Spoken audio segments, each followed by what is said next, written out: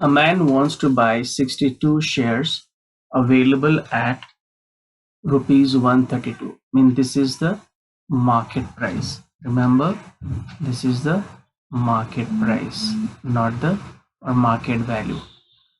At par being 100, this is the nominal value, right? You have to always understand this. How much he will have to invest? So simple. He is buying how many number of shares? Number of share is 62, and he wants to buy at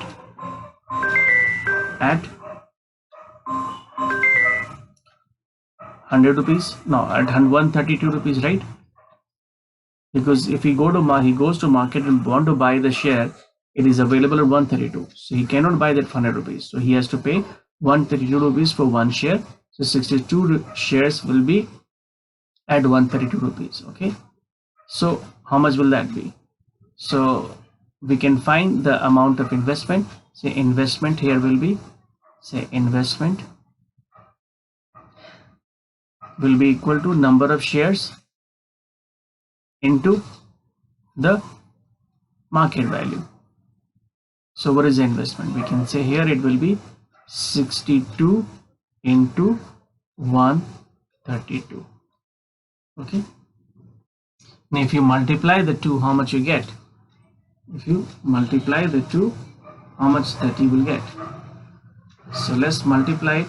That is 132 into 62 shares. Okay. We will get 8,184 rupees. So this is the total investment he will have to do to buy those 62 shares at 132. Simple question. This is done now. Okay. Now let's go for the next question. Second question says, if his dividend is 7.5%, what will be his annual income? Dividend is, what is the rate of the dividend? 7.5%. Means it has to be on the market value or face value. The answer is face value, right? 100 rupees. So that will be on one share he will be earning how much? So 7.5% of one share. How much is that? Is it clear? So this is the amount of dividend on one share, and if you calculate, it will give you the dividend is equal to 7.5 rupees. As simple as that. The dividend on one share is 7.5 rupees. How many shares he has bought? He has bought 62 shares. So the total amount of dividend here will be, that is number of share, which is 62 into the value, the dividend of one share. How much is that? You multiply 62 with 7.5, you will get his total dividend. So here it will be 62 into 7.5. It will give you 465 rupees.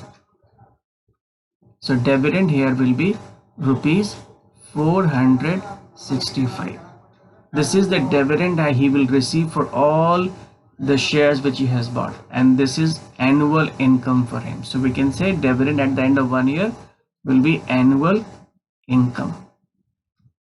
Annual income for him is how much? Rupees 465. This is the answer for the second question now. So we have got two answers done in it. One is the first one, that we have how much he has invested. Second is the annual income. Now if he wants to increase his annual income by 150 rupees, so he wants to earn more. How much? Earn 150 rupees more. So remember, one share gives how much of annual income? How much of dividend? Annual income, I would say that is 7.5 rupees. I do not know how many shares he bought, so let him buy, say, n shares. So n shares or n number of shares will give him how much? 150 rupees as an annual income. Fine, clear. So one share he is getting 7.5. So n share, how much he will get? N into 7.5. This is the amount he will give, and that should be how much? 150. So n here will be how much? 150 divided by 7.5, and if you divide that, it will go 2 times 20 shares. So how many shares he has to buy? He has to buy 20 more shares, so that he is able to get 150 more on his extra income. Is that okay? Very simple here. One share gives him 7.5, then n number of shares will give him how much? That is 150. You can use it, even there is another way of doing it. You can people do like this way. That is, you can write like this. One share gives how much? Is for 7.5 rupees. So n share will give him how much? 150. Direct variation, you can use it, right? When you use it, it become what? So a ratio you can use, you know how to use the ratio part, in the ratio and proportion. What? So we can say n upon 1 go this way, then it has to be this way. So n upon 1 is 150 upon 7.5. So n here will be 20 shares. So you can solve with this manner also. Ratio and proportion is easier for you to, in case if you find it difficulty. Now this is how we have to get all the answers, and it's done for you now.